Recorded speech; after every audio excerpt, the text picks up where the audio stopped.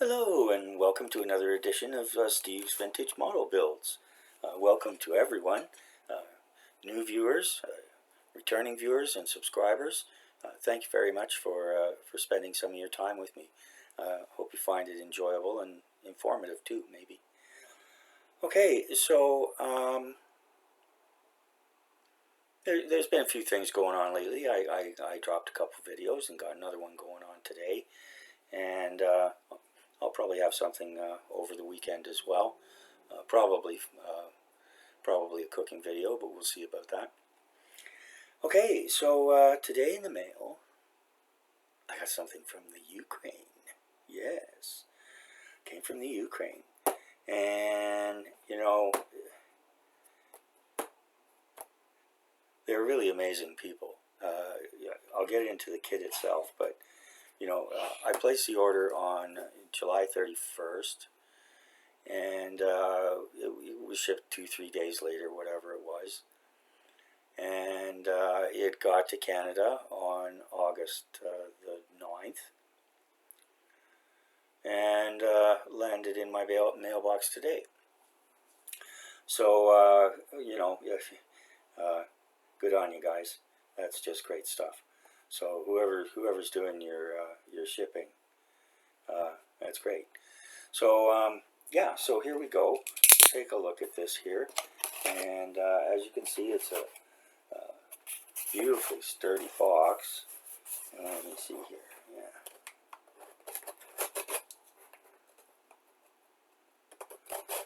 Okay, always cut away from yourself. There you go. Okay. And we got paper inside. Ooh. Well, what do you know? How interesting. Here's the kit.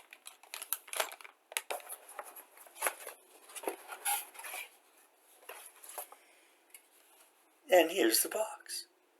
Now, isn't that brilliant? Isn't that absolutely brilliant? People who've watched this channel and it's an ongoing thing. Everybody knows about it with Amazon. But not even half the time, most of the time, your package arrives, unless it's an ICM kit where, they box it up in sturdy cardboard anyways. But if it's a box like this, it's very often damaged. And that shows a lovely bit of thought. You're going to have to put it in this box anyways. So why not just hold it up, fold it up, and so it's perfect. That's great. That's very thoughtful. Anyways, nice sturdy box. It was squished around a little bit, but it didn't get pushed in or anything. Everything looks fine here.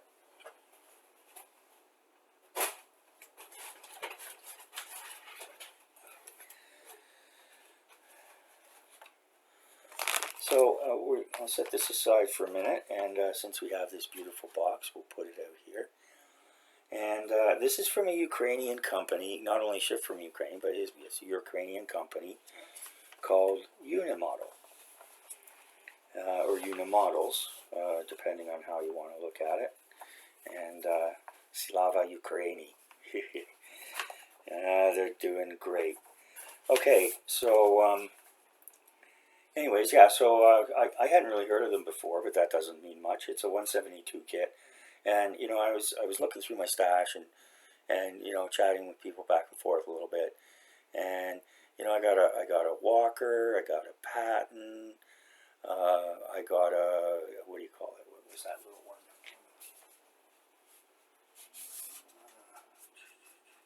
Stewart. I have Stewart, but I didn't have a Sherman. I got a little Panther, and some other German armor in 135, but I didn't have a Sherman. So I felt a little bad about that, because every stash should have a Sherman if you're doing military models and you do tanks. So anyways, And so, you know, this is in the category of I wanted a little Sherman, and this is what I've received.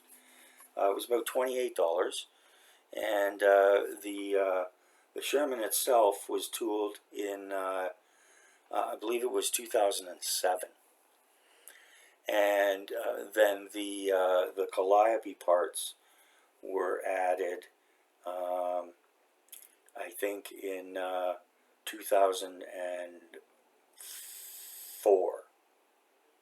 No, 2000 2010, 2011, something like that.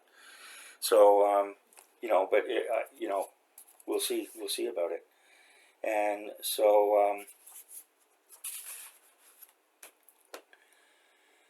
it's the Sherman M4 T34 Calliope, and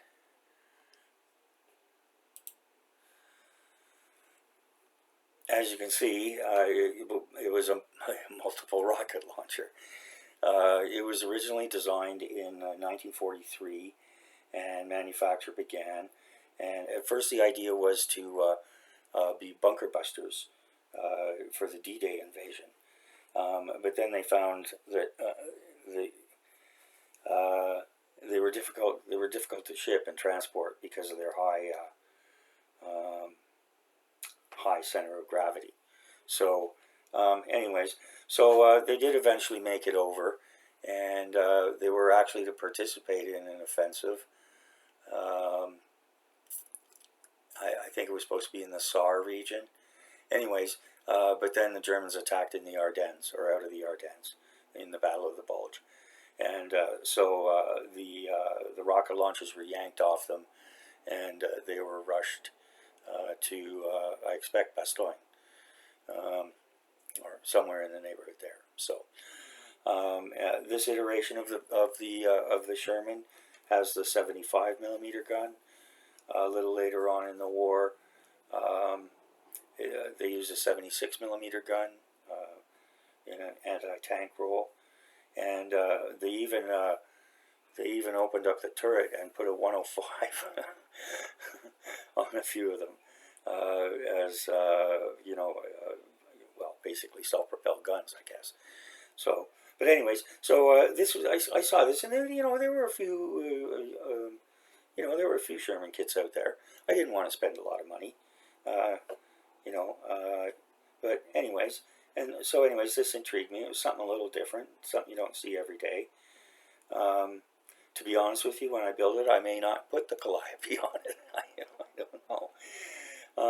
You know, it's kind of a funny looking thing, but in any case, you know, even though it showed up late in the war, it did show limited service, and it was quite effective in its role. You know, it was mostly infantry support, as well as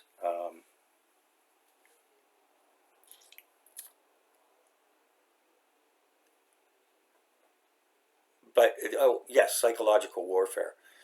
You know, just like the Katyusha rockets, you know, these made a lot of noise. It was 60 rockets in a 36 in group of 36 permanent tubes on top, and then there were two groups of 12 tubes, 24 in total, on the lower part, and those could be ejected or jettisoned once you know, once their rockets were fired. They were 4.5-inch fin stabilized projectiles. They were HE always, and had the same explosive yield as the M101 howitzer. Maximum range was 4,100 yards or 3,700 meters. So ideally suited for infantry support and clearing out strong points before you move the infantry in and all that kind of stuff. So as we can see here, it was the rack was attached not only on either side, but also on the gun for stability, and so it was actually the gun and the turret. So the gun would raise or lower, raise or lower the rack, and the turret could turn. It would turn with the turret. Initially, they couldn't use the gun while it was fitted with the rack. But later on in the war, we're talking, late 1944, early 1945, obviously, because it was over in May 45. Battlefield modifications. So the guys in tanks, they figured out a way that they could fire the gun at the same time. Although, of course, they were both they were both at the same azimuth or angle or whatever you want it, whatever it's called. So the gun would be raised or lowered, and the rack would follow it along. So it wasn't bad. It was plus 25 to minus 12 degrees. So it could be worse. And like I said, it saw pretty limited action, but it was found to be, it scared the you-know-what out of the Germans who encountered it, who admittedly we're mostly children, old men, and whatever. So anyways, yeah. So geez, that's the coolest thing, right? Great, that's great. And so they have a little note here in German, Ukrainian, and English.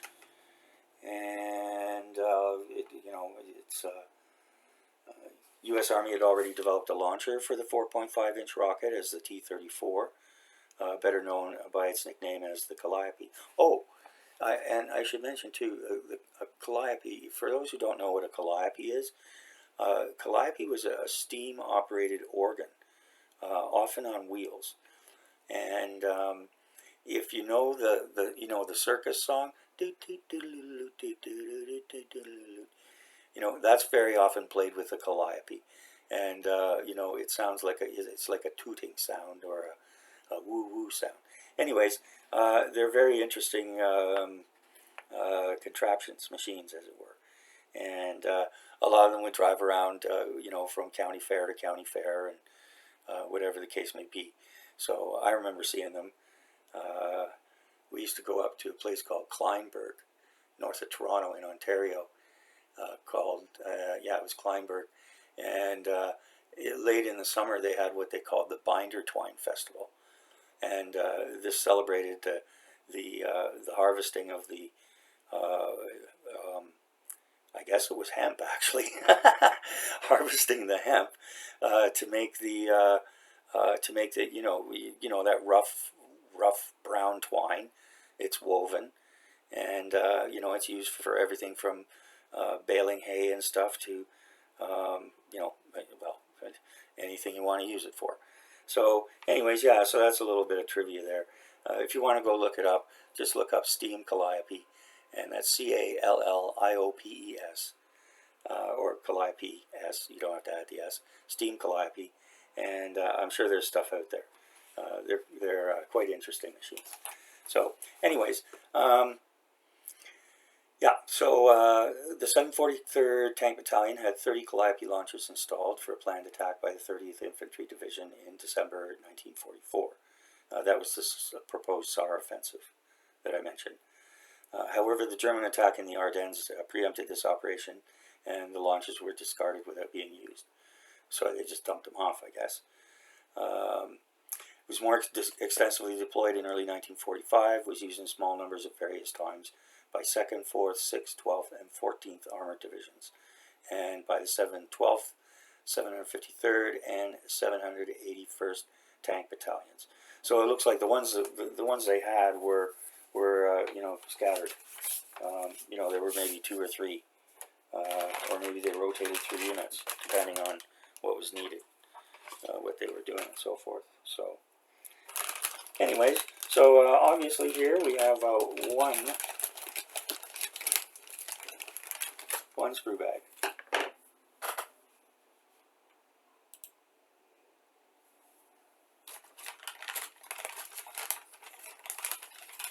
And it's a good sturdy bag. It's not thin. It looks like it's blistered a little bit, but that's what it's for. Okay, and so yeah, so we've got it's UniModels or number 376. Ooh, we even get a little bit of photo etch here. Mm-hmm. I'll have to see if that's worth dealing with. It looks like mostly exterior stuff, so might be able to do something with that. And you know, we've got some very different decals. You know, lots of stars, different unit marks. So very nice. Yeah. Nothing was said. Actually, there wasn't a lot of information on this kit either online, and you know, I just I took a flyer on it, as they used to say, and so that goes back in there. They used to say in the music writing business. Okay, so here we go. Obviously, everything molded in dark green plastic, so it's the kind of thing that, you know, if you just want to put it together and stick it on the shelf, it's not going to look too horrible. Little bit of detail here. I don't know if you can see it, but there's a little bit of a contour here. You know, so you know it looks forged or whatever. But you know, pretty basic. I'm not seeing any flash though. There's a little piece here. You know, there's a tiny bit to be trimmed, but nothing you wouldn't expect. And this one has none. So yeah, that's okay. And for a 172 kit, yeah, $30 is about my limit. I might go over that if it's something I really want and it looks like a really nice kit, but otherwise, you know, and I don't do 172 much anymore. I find they're too small, but this looks perfectly manageable, so I'm not going to worry about it. Here's the gun.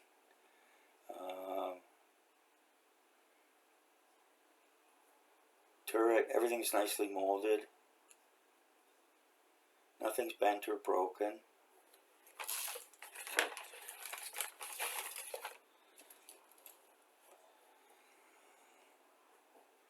This sprue looks a little ugly here, but you know, it looks to be okay and everything. So let's take a look. Again, we've got some. Look, this looks like the front plate, and I guess this is the turret, whatever you call it. There we go, and there's the face plate. I know that much. And here's the Calliope.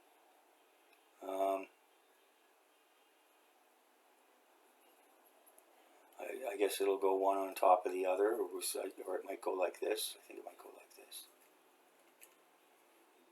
But we'll see when we look at the instructions. Anyways, nicely molded, good detail there. You know, this will just take a little bit of filing down, and I don't think I'm going to drill them out, but you know, I'll paint them with black paint. It actually looks like some of them have impressions, so I'll have to see about that. It might be worthwhile if they, you know, if they're just kind of have stuff a little excess and they're easy to trim up. But definitely here you can see, yeah, there's a hole there. So yeah, black paint with a toothpick, or we'll figure that out. That's easy enough. And very nice the way they tucked this in here. I'm gonna have to remember to put that back that way. Okay, and here's the sides and the bottom of the tank. The machine gun, I guess it's that's a 30 cal, I think, pretty sure. Nice detail. There's vents on the back here. Very nice detail actually, and these little vents on the side.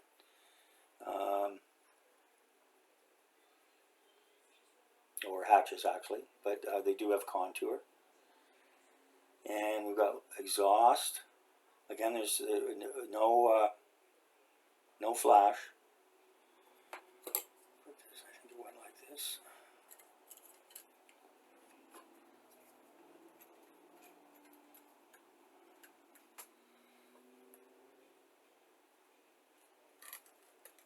There. That's how it went.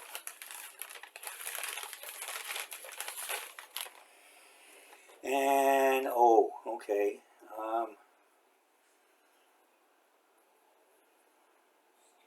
That's interesting.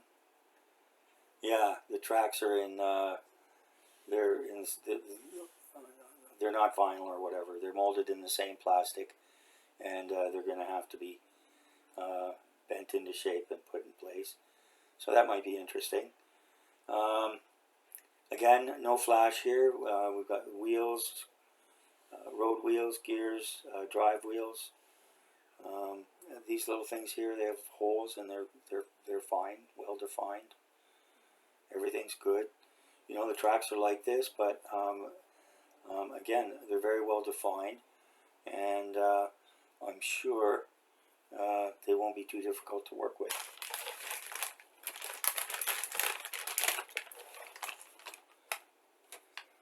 Okay, and again, we've got some more track here, and the wheels, you know, I guess this is one side and the other side. Fair enough.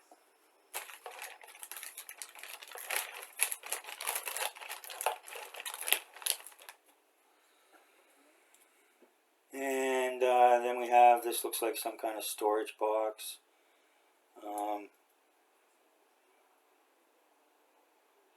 Looks like some tools, ancillary things. Some kind of jack or something. Anyways, yeah, just things you stick on the side of a tank. Yeah, and so, actually, I think this might be the thing. No. I don't know. We'll see. Anyways. So, quite a few parts, right? Quite a few parts. And,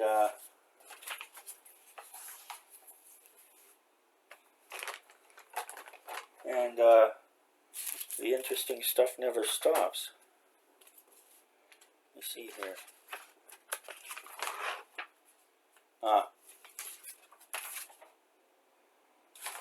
It's funny. Okay. Don't pay any attention to this. Don't pay any attention to this. This is what you pay attention to. And they're good here. They show you parts you're not going to need, it looks like. Usually that's what shaded means.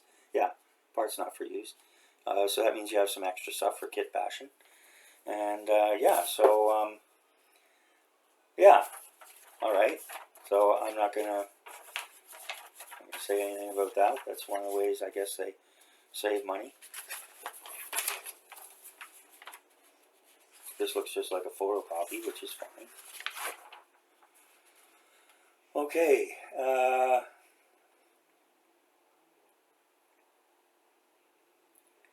and we get the usual stuff here.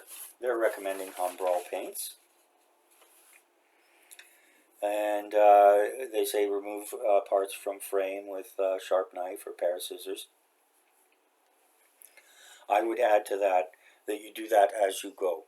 I have seen other modelers, good modelers, and I don't understand how or why they do it, but they cut everything off all at once. You know, they cut everything off the sprue racks and trees, whichever you want to call it, and you know, and they just build from there, and sometimes very complex kits.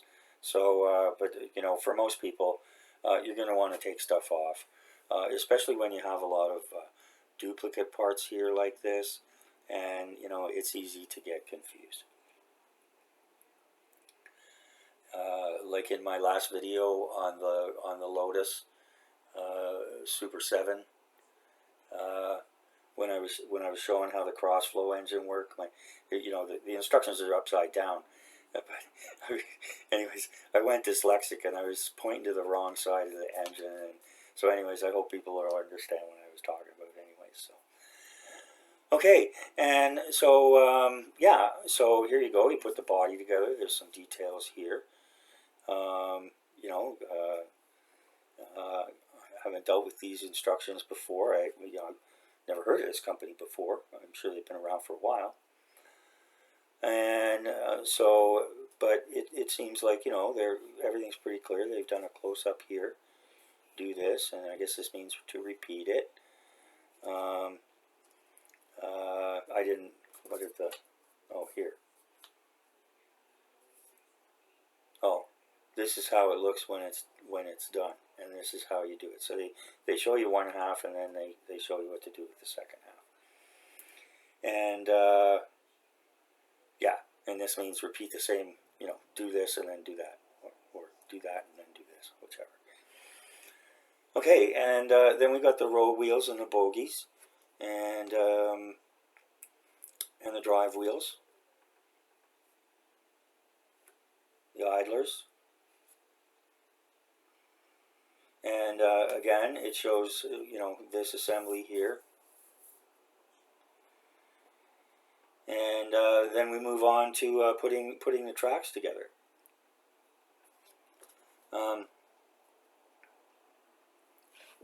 I'm guessing these tracks, this isn't going to roll when it's done. But that's perfectly all right. They're static to me. They sit on the shelf. Once they're done, they sit on the shelf.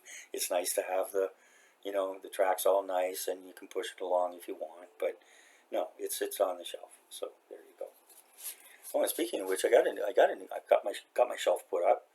My other shelf that I had dug out. Been meaning to put it up for a while, so got some extra display space for models, which is nice. Okay, and so we're going to move along here, and so we've got the tracks on, we've got the lower body all done. We're going to work on the upper body, and I guess this means to paint. No, it means to glue. And then I guess there's a don't glue. Yeah, don't glue. And show you how this fits in together, and how the upper body is put together. Yeah, here's all your little ancillary things, all sorts of stuff. And yeah, and here we go. Obviously that goes on that. What are we up to? 14 steps here. And then we've got putting the Calliope together, and yeah, that's the way it goes, side by side with these guys on the underside, on the lower part. And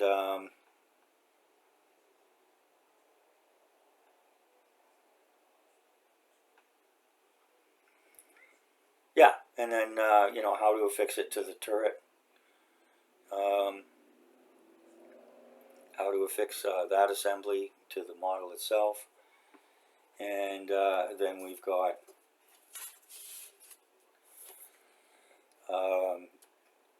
decal scheme. I expect it's it would be the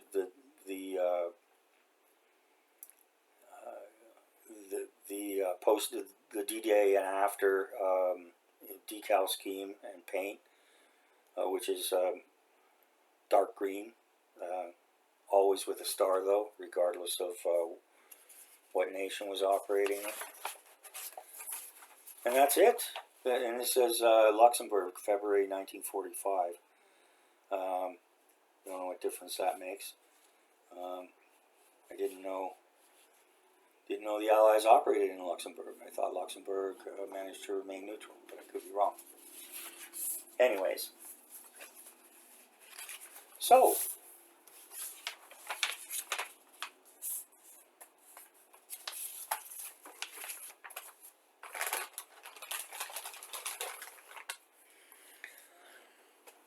I need a drink. Beautiful. Used to be ice cold water.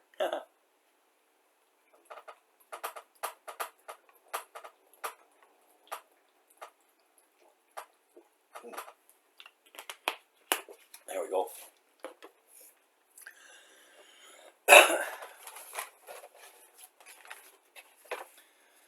Okay. Oh, here we go. I don't know, did I mention this is number 376. And we've got another scheme here. What do they say? They say matte olive drab. But you could get away with pretty much anything you want, I think. Any kind of green, dark green. But yeah, if you want to use the olive drab, that's fine. And this isn't camoed up, although I'm sure you could do that. anyways, an interesting subject, and a lot more to this kit than I had anticipated. I'm, excuse me, impressed. Excuse me. So, time to rate the kit, and I use a 12-point system, 10 standard points, up to 2 points for packaging, up to 2 points for the sprues, up to 3 points for the parts, and up to 3 points for the instructions. Each of those categories can get up to a quarter, or can get a quarter bonus point for what I call any wow factor. As there were quite a few with this one, but we'll get into that. And then at the end, I allow for up to 1 bonus point for what I call value. And that would be, how much enjoyment, how much time, how much fun am I going to get out of it, how many hours. This is about $30. If I expect I would spend probably at least 6 hours on it. $5 an hour, as long as it goes together. I mean, that's fabulous. And it looks like there's other opportunities. You could do other things as well. So I'll just have to see how it goes once I get into it. So as far as the packaging goes, that's a full 2 points with a quarter point bonus. I mean, this is just fabulous. I mean, come on. It's if you're a box collector or keeper, it's absolutely perfect. I mean, basically the way it was, and what they did too was they put the instructions on top of the box, so the kit inside wasn't scraping all over it. So this is straight out of the factory box. I mean, that's impressive for me, anyways. I don't know, maybe I'm easily impressed. Didn't used to be, but I'm softer now. Anyways, the sprues, again, they were perfect. I'm not gonna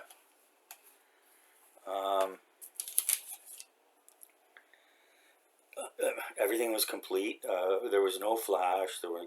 From what I could see, there were no molding bubbles or holes or stupid ejection pin marks or anything. It was beautifully molded. Lovely little kit. So that's a full 2. Nothing really there to give a bonus for. When it comes to the parts, though, the quality of plastic looks good. The color they've molded it in, I mean, it's plastic, okay, but we've all seen way worse colors of green that stuff is molded in. Like I said, especially if you're a younger modeler, you can just put it together and put it on your shelf. And yeah, so there were the detail was nice. If anything, I would say, yeah, maybe there's too many parts, but I think that'll come in the after build review. Lots of good decals, and the PE was a big surprise.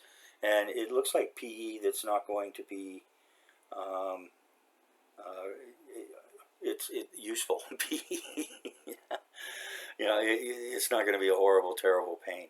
So that's going to be 3 1/4. And for the instructions, again, there's nothing really to criticize there. They were clear. They did a nice little write-up. Not extensive, not like to me it does, but it was there. There's a lot of companies that don't even bother with anything like that, even with more expensive kits. So yeah, everything good there. Good on them for saving resources and just photographing the new sprue map and printing off the old ones with a blue X. Yeah, I guess that saves them, which is just fine. They were laid out well and everything, so that's going to be a full 3 points. No reason not to. And so